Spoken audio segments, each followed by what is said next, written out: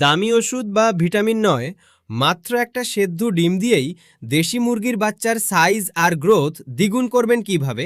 আজ আমি এমন একটি খাবার নিয়েই কথা বলবো। অনেকেই পোলট্রি ফিডের সাথে গাদা গাদা চালের খুদ মিশিয়ে দেন, এতে খাবারের আসল প্রোটিনটাই নষ্ট হয়ে যায়। আবার অনেকে ব্রয়লারের মতো কথায় কথায় অ্যান্টিবায়োটিক গিলিয়ে বাচ্চার রোগ প্রতিরোধ ক্ষমতা ধ্বংস করেন।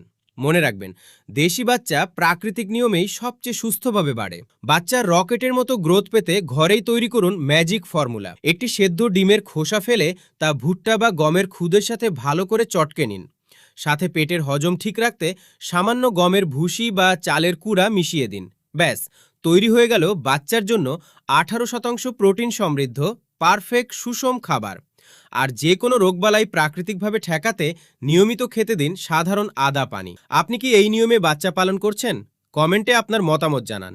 আর দেশি মুরগির আসল গোপন টিপস পেতে এখনই ফলো ও সাবস্ক্রাইব করে রাখুন।